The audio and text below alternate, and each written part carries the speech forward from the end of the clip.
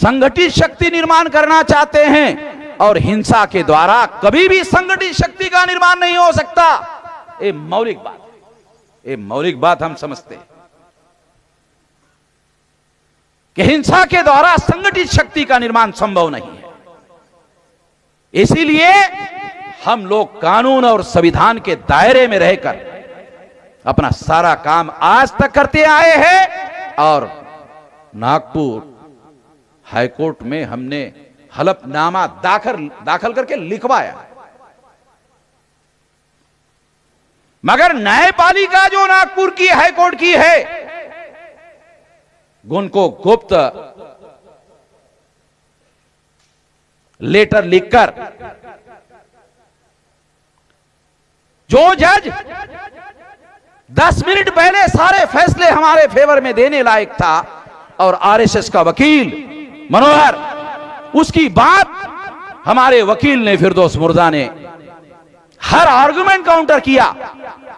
मनोहर का आर्गुमेंट खुद जज साहब इनकार कर रहे थे, गलत बोल रहे हो, सारे वकीलों ने हमको बताया। मनोहर जो है उसके साथ में खड़े थे, सारे के सारे आरएसएस के लोग खड़े थे उधर, वकील। अभिव्यक्ता संघ जो है आरएसएस का संगठन है वकीलों का। जब उनको देखा कि ये निर्णय तो इनके फेवर में जा रहा है, जब देखा तब एडवोकेट मनोहर ने एक गुप्त लेटर जज को दिया। और जब गुप्त लेटर जज को दिया तो हमारे वकील ने फिरदौस मिर्जा ने कहा कि जज साहब, ये लेटर में क्या लिखा हुआ है मुझे जानने का अधिकार है, संवैधानिक, बराबर है, क्या लिखा हुआ है? Chief justice of India Ramana ने कहा फेयरवेल में, धमकियों के खत मुझे भी आते थे, टेलीफोन मुझे भी आते थे। चीफ जस्टिस ऑफ इंडिया ने कहा फेयरवेल में, दिल्ली में कहा, तो नागपुर ब्रांच में तो लेवल के हिसाब से छोटे जज है। जब चीफ जस्टिस ऑफ इंडिया को आता है धमकी के लेटर, तो यहां के जज को धमकी का लेटर नहीं लिखा होगा, कैसे कहा जा सकता है? हैरान करने वाली बात, मनोहर, एडवोकेट मनोहर, जब हमारा वकील कह गया मुझे जानने का अधिकार है, तो मनोहर ने गुप्त है। मनोहर क्या बोल रहे? गुप्त है, गोपनीय है। और अगर वो गोपनीय था तो पैकेट बंद क्यों नहीं था, खुला क्यों था? मेरे वकीलों ने मुझे बताया वो खुला ही था, वो बंद क्यों नहीं था? दूसरी बात, अगर वो गोपनीय था तो मेरे वकील का संवैधानिक अधिकार था, उसको नहीं दिया, अखबार वालों को क्यों दिया? साली बड़ी अजीब किस्म की बात है। मेरे वकील का संवैधानिक अधिकार था, उसको नहीं दिया, क्यों? अगर देते तो उधर ही मेरा वकील उसकी धज्जियां उड़ा देता, सबूतों के साथ उड़ा देता। क्या था उसमें? गोपनीय में अखबार वालों ने लिखा, क्या था? वामन मेश्राम, जो 5 लाख दीक्षा भूमि में लोग आए हैं, वो यहां से ड्रैगन पैलेस की तरफ उधर ही जाते हैं, उसी रूट से जाते हैं। फिर इन्हीं 5 लाख लोगों को लेकर वामन मेश्राम ने साजिश किया कि वही 5 लाख लोग लेकर आरएसएस के हेडक्वार्टर पर जाने वाले हैं। ये लिखा था उसमें, ये अखबार वालों ने लिखा, आज के अखबार में। इसमें कौन सी गोपनीय बात है? ये किस्म की बात, इसमें कौन सी गोपनीय बात है?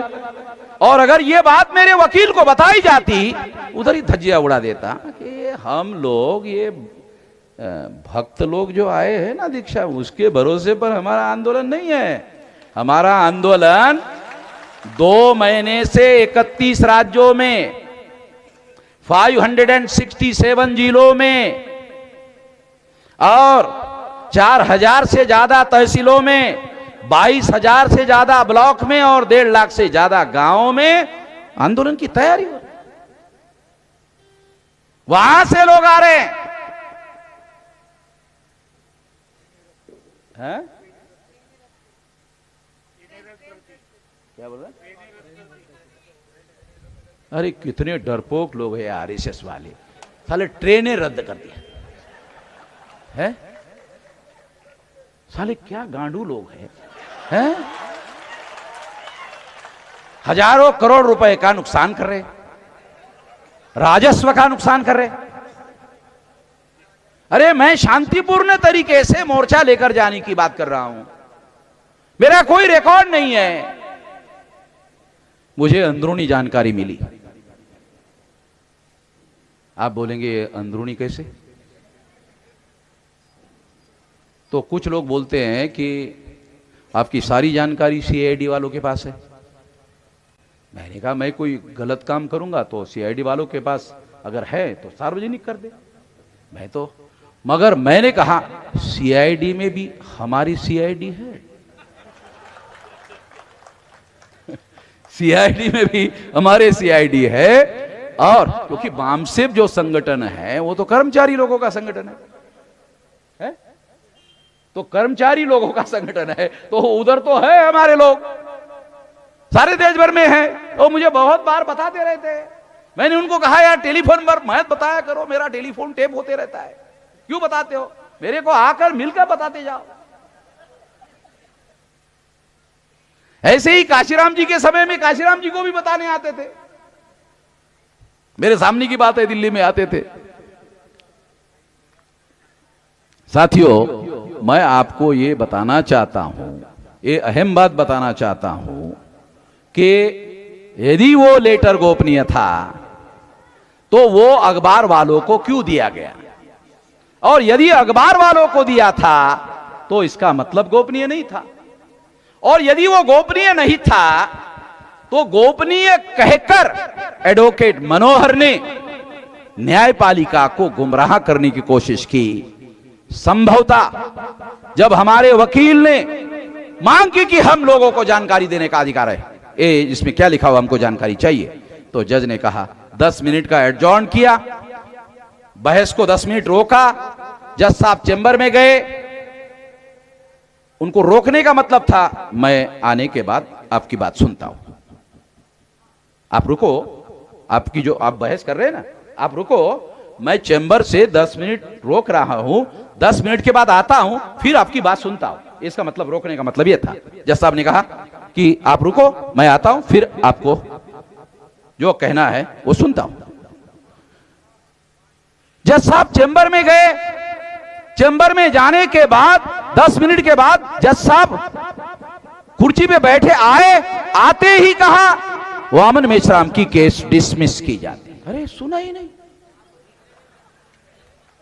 न्यायपालिका को वो गोपनीय लेटर नहीं था, धमकी देने वाला लेटर था। अरे शेम कहने से कुछ नहीं होगा, ये बहुत बेशरम लोग है भाई, जो न्यायपालिका के विरोध में भी षड्यंत्र करने का काम कर रहे। शेम शेम कहने से हम संतुष्ट हो जाएंगे, काम नहीं होगा भाई। कुत्ते के पुंगली में, कुत्ते के पूंछ में पुंगली डालो और 1 महीने के बाद निकालो, क्या होगा? पुंगली सीधी होड़ी जाएगी? होगी क्या? टेढ़ी की टेढ़ी रहेगी भाई। तो शेम कहने से कुछ नहीं होगा। तो हमारे पूर्वजों ने कहा है जो लातों के भूत होते हैं वो बातों से मानते नहीं है, मगर लात भी संवैधानिक होनी चाहिए, ये मेरा कहना है। लात भी अगर आप मारना चाहते हो तो भी संवैधानिक होनी चाहिए। तो जो लात संवैधानिक कैसे होती है?